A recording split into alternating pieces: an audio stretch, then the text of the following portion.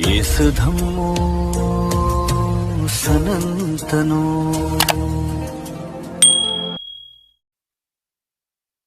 आज के इस वीडियो में मैं बात करने वाला हूं हल्लूर सभ्यता के बारे में। क्या है हल्लूर सभ्यता? कौन थे हल्लूर सभ्यता के निवासी? आज उनके वंशज कहाँ हैं? क्या भगवान बुद्ध के सम्राट अशोक से पहले प्रमाण नहीं मिलते हैं? इन सभी प्रश्नों के उत्तर आपको इस वीडियो में मिलने वाले हैं। आप लोग इस वीडियो को पूरा देखो क्योंकि ये वीडियो बहुत ही महत्वपूर्ण है। तो आइए वीडियो की शुरुआत करते हैं।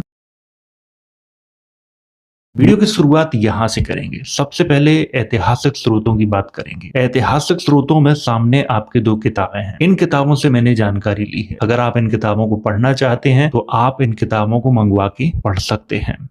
तो सबसे पहले बात करते हैं हल्लूर सभ्यता और उसके इतिहास पर। हल्लूर सभ्यता के बारे में शायद आपने सुना हो क्योंकि इसकी चर्चा बहुत कम की जाती है। हल्लूर सभ्यता के उत्खनन का कार्य नागराजन राव के द्वारा किया गया था। दक्षिण भारत के टक्कलकोटा, पेयमपल्ली और हल्लूर नामक स्थलों का उत्खनन कार्य, जिसमें मिट्टी के बर्तन, 40 तरह के लोहे के उपकरण, जिसमें घरेलू सामान तथा हथियार प्राप्त हुए हैं। पीतल की वस्तुएं प्राप्त हुई हैं, सोने के मनके प्राप्त हुए हैं, राजाओं के मुकुट, शंख आदि प्राप्त हुए हैं। हल्लूर सभ्यता का समय जो माना जाता है वो 1000 ईसा पूर्व उत्खननकर्ताओं के द्वारा निर्धारित किया गया है। हल्लूर सभ्यता के लोगों का संबंध गढ़ संघों से था। इस सभ्यता के लोग कुशल कारीगर थे जो सुंदर सुंदर उपकरणों का निर्माण भी करते थे। यहाँ पर आपको एक चीज ध्यान रखना है कि हल्लूर सभ्यता का जो उत्खनन कार्य है वो किसने किया था? नागराजन राव ने किया था। और ये सभ्यता कितनी पुरानी है? 1000 ईसा पूर्व, ये आपको ध्यान रखना है। और इस सभ्यता के जो लोग थे उनका जो संबंध था वो गण संघों से था, ये भी आपको ध्यान रखना है। और गण संघों से किसका संबंध रहा है आगे इसको मैं आपको बताऊंगा। ये लोग कुशल कारीगर थे, अच्छे अच्छे उपकरण भी बनाते थे और ये उपकरण उत्खनन के दौरान प्राप्त हुए हैं। हल्लूर सभ्यता बहिका, मालव, शाक्य, कोल, लिच्छवी और मौर्य राजाओं के पूर्वजों की सभ्यता थी। क्योंकि हल्लूर सभ्यता के स्थलों पर बौद्ध संघों के प्रमाण हैं। बाद में उसी स्थल पर मौर्यों ने बौद्ध भिक्षुओं के लिए आवासों का निर्माण भी करवाया था और ये चीज उत्खनन में प्राप्त हुई है। अब यहाँ पे कुछ स्थल हैं, उनकी बात करते हैं, जिसमें पहला नाम है अदिचानालूर। यह स्थल आधुनिक तमिलनाडु के तिरुनेल वैली से लगभग 20 किलोमीटर दक्षिण पूर्व में स्थित है। यहाँ पर हुए उत्खनन में अनेक समाधियां मिली हैं। अगला है कौंडिन्यपुर। यह है प्राचीन स्थल आधुनिक अमरावती जो महाराष्ट्र में है, उसकी बात हो रही है। यहाँ पे जिले में वर्धा नदी के पश्चिम किनारे पर स्थित है। यहाँ पर हुए उत्खनन में प्राचीन जो स्तर है वो 800 ईसा पूर्व का माना है और नवीन स्तर 100 ईसा पूर्व का माना है। अर्थात महापाषाण काल से मौर्य काल तक के प्रमाण यहाँ मिलते हैं, इसको आपको ध्यान रखना है।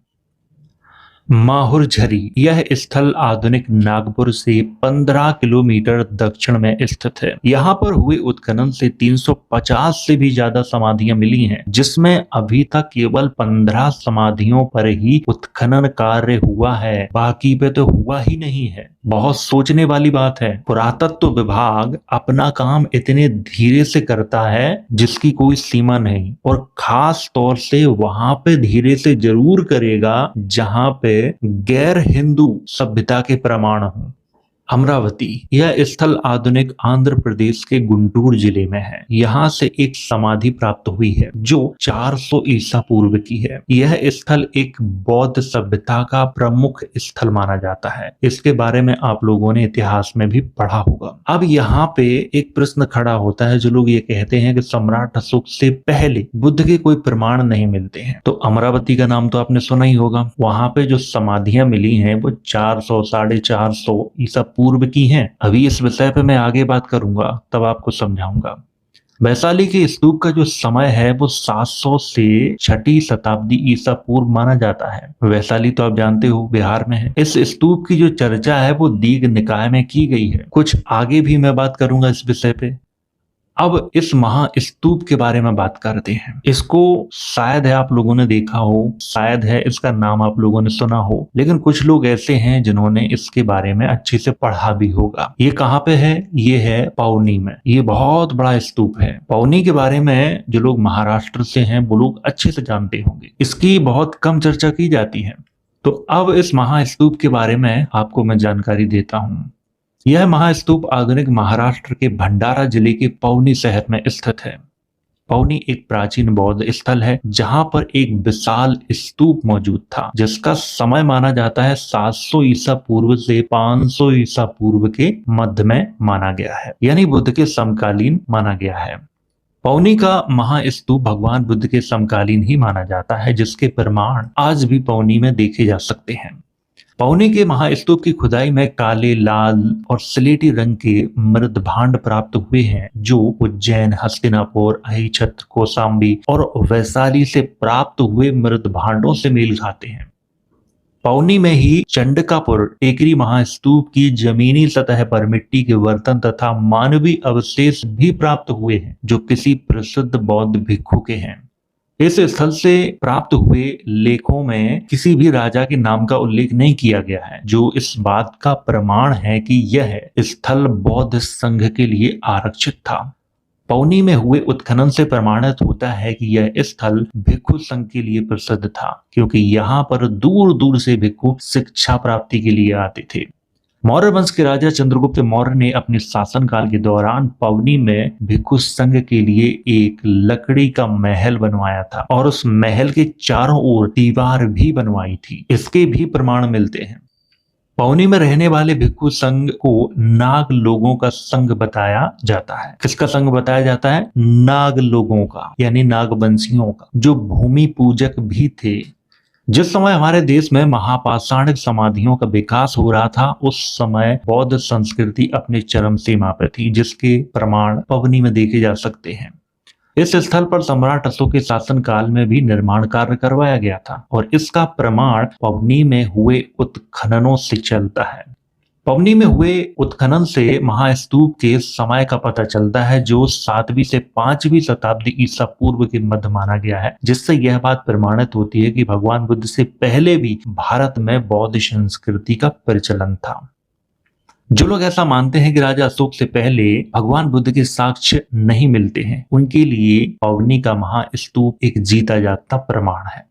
राजा अशोक से पहले भगवान बुद्ध के अनेक साक्ष्य मिलते हैं, परंतु इतिहासकार इन साक्ष्यों पर बात करना उचित नहीं समझते हैं। मैं आपको कुछ और जानकारी देता हूँ। पेपर हवा का नाम आप लोगों ने सुना होगा, कई बार टीवी पे भी दिखाया जाता है। उत्तर प्रदेश के सिद्धार्थ नगर जिले के वर्डपुर कस्बा के पास एक गाँव है। स्तूप का फोटो आपको मैं दिखा रहा हूँ, ये है। इस स्तूप से भगवान बुद्ध के अवशेष प्राप्त हुए थे, जो भारत सरकार के पास सुरक्षित हैं। कुछ छपरी लोग ये कहते हैं कि इसमें सुअर के दांत हैं, सुअर की हड्डी हैं। उनके अनुसार भारत सरकार मूर्ख है, जो सुअर के दांत, सुअर की हड्डी अपने पास रखे हुए है और अन्य बौद्ध देशों में दर्शन के लिए उन्हें भेजती है। एक और प्रमाण दे रहा हूँ, गनबरिया का नाम सुना है? ये भी उत्तर प्रदेश के सिद्धार्थनगर जिले में ही है, पेपर हवा से ज्यादा दूर नहीं है। यहाँ पर भगवान बुद्ध का राजमहल भी प्राप्त हुआ है, जाके देख सकते हो। उत्खनन में 4 कुएं भी प्राप्त हुए हैं, लेकिन पुरातत्व विभाग ने क्या किया है, वहां पे खुदाई ही बंद करवा दी है। जिस जगह पे जैनों के और बौद्धों के प्रमाण मिलते हैं, वहां पे पुरातत्व विभाग खुदाई करवाना ही बंद कर देता है। गनबरिया में जाके आप स्वयं देख सकते हो,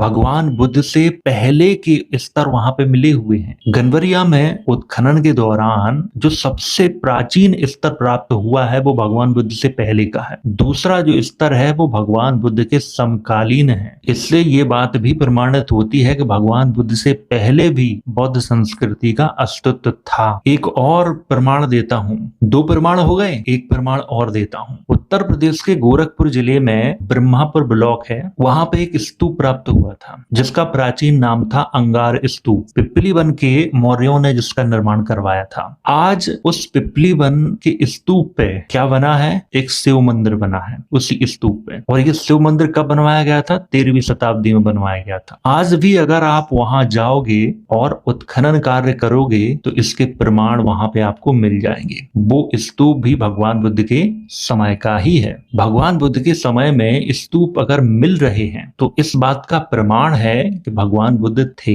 तभी तो स्तूप मिल रहे हैं। अगर वो नहीं होते तो स्तूप क्यों मिलते? उनसे पुराने पुराने स्तूप भी मिल रहे हैं, इस बात को भी हमें समझना पड़ेगा। काफी दिनों से कमेंट के माध्यम से ये प्रश्न मुझसे पूछा जा रहा था कि सर, क्या वाकई में सम्राट अशोक से पहले भगवान बुद्ध के प्रमाण नहीं मिलते हैं? मैंने पहले इस चीज को इग्नोर किया, फिर बाद में सोचा कि इससे काम नहीं चलेगा, इन्हें उत्तर देना ही पड़ेगा। इसलिए इस वीडियो में मैंने उत्तर देने का प्रयास किया है। एक वीडियो और बनाऊंगा जिसमें मैं भगवान बुद्ध के समकालीन जो और प्रमाण हैं उन पे बात करूंगा और विस्तार से आप लोगों को जानकारी दूंगा। पौनी का नाम कितने लोगों ने सुना था? बहुत कम लोगों ने सुना था। जो लोग महाराष्ट्र से हैं उन्होंने ही सुना होगा, क्योंकि उन्हें इसके बारे में जानकारी है। जो महाराष्ट्र से नहीं है उन लोगों ने नहीं सुना होगा इसके बारे में, क्योंकि चर्चा ही नहीं की जाती है इसके बारे में। एक तथ्य और बताता हूं जिससे आप ये जान सकते हो कि भगवान बुद्ध अशोक से पहले थे या नहीं थे। भगवान बुद्ध की मृत्यु के समय उनके अवशेषों को 8 भागों में बांटा गया था। उन जगहों पर स्तूप भी बनवाए गए थे, वो स्तूप भी प्राप्त हुए हैं। पहले थोड़ा इतिहास पढ़ो, और अगर द्वेष भावना से इतिहास पढ़ोगे तो आप कुछ भी नहीं जान सकते किसी के बारे में। न तो आप खुद के बारे में जान पाओगे, न आप जिस धर्म के बारे में पढ़ रहे हो उस धर्म के बारे में जान पाओगे। मैं सभी धर्मों का अध्ययन करता हूँ, चाहे मैं उस धर्म के विचारों से सहमत हूँ या नहीं हूँ, इससे कोई फर्क नहीं पड़ता। हर धर्म के अंदर कुछ ना कुछ अच्छाई आपको जरूर मिलेगी, भले ही वो आपकी नजर में कितना ही बुरा धर्म क्यों ना हो, फिर भी आपको उस धर्म में कुछ ना कुछ अच्छाई देखने को जरूर मिलेगी। बस आप उसके ग्रंथों को पढ़ने का एक बार प्रयास करें। लेकिन हम इतने अहंकारी हैं कि ऐसा नहीं करते हैं। हल्लूर सभ्यता के बारे में भी आप समझ गए होंगे। यहाँ पर मैंने हल्लूर सभ्यता का थोड़ा सा परिचय दिया है, ज्यादा नहीं दिया है। हल्लूर सभ्यता जिन स्थानों पे पाई गई है उन स्थानों पे बौद्ध संस्कृति के अवशेष प्राप्त हुए हैं। ये वीडियो ज्यादा बड़ा नहीं था, छोटा था, और इस वीडियो में मैंने आपके प्रश्नों का उत्तर देने का प्रयास किया है, क्योंकि ये प्रश्न बहुत सारे लोग मुझसे पूछ चुके थे। सर बताइए कि भगवान बुद्ध का प्रमाण नहीं मिलता है अशोक से पहले। यहाँ पर मैंने 4 प्रमाण आपको दिए हैं। पहला तो पबनी का महास्तूप, दूसरा पिपरहवा का स्तूप, तीसरा गनबरिया, चौथा अंगार स्तूप। और चाहिए हो तो कुछ समय रुक जाइए, जब भगवान बुद्ध पे वीडियो बनाऊंगा तब उसमें मैं आपको 10-12 प्रमाण दे दूंगा। कुछ लोगों का एक प्रश्न और है कि आप बुद्ध को भगवान क्यों कहते हो? देखिए, बौद्ध धर्म में भगवान का जो अर्थ होता है वो बिल्कुल अलग होता है, और हिंदू धर्म में भगवान का अर्थ बिल्कुल अलग होता है। उसे ब्रह्मांड का क्रिएटर समझा जाता है हिंदू धर्म में, लेकिन बौद्ध धर्म में ऐसा नहीं है। बौद्ध धर्म में भगवान वो है जिसने अपने अंदर की बुराइयों को त्याग करके भगवा वस्त्रों का धारण किया है, वो भगवान है। इसीलिए यहाँ पर मैं बुद्ध को भगवान कह रहा हूँ। तो उम्मीद है आपको ये चीज समझ में आई होगी।